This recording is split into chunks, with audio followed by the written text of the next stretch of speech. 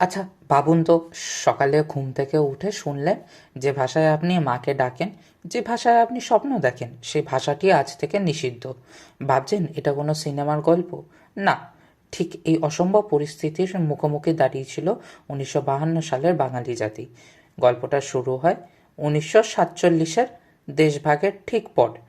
পাকিস্তান নামের দেশটি জন্ম হলো, যার দুই অংশের দূরত্ব ছিল 1000 মাইল।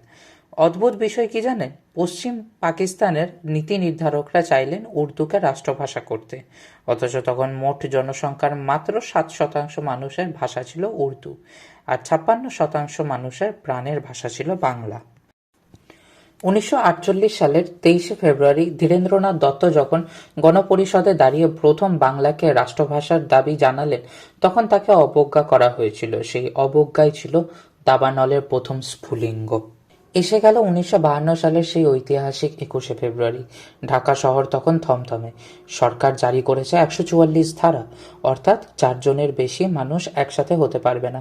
কিন্তু ছাত্রদের বুদ্ধি ছিল অদম্য। তারা ঠিক করলেন বিশাল মিছিল করবেন না, বরং ছোট ছোট 10 জনের দল হয়ে দরজা দিয়ে বের হবেন।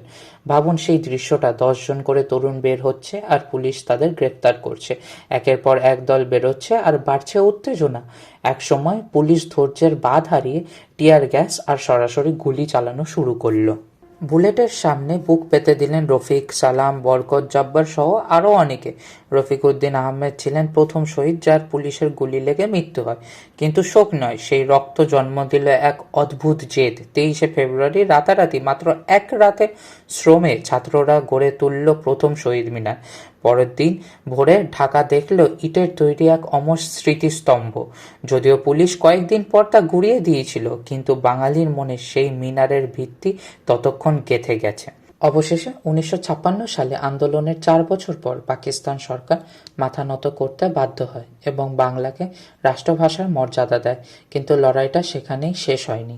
কানাডা প্রবাসী দুই বাঙালি রফিকুল ইসলাম এবং আব্দুস সালাম 1998 সালে জাতিসংঘকে চিঠি লিখলেন।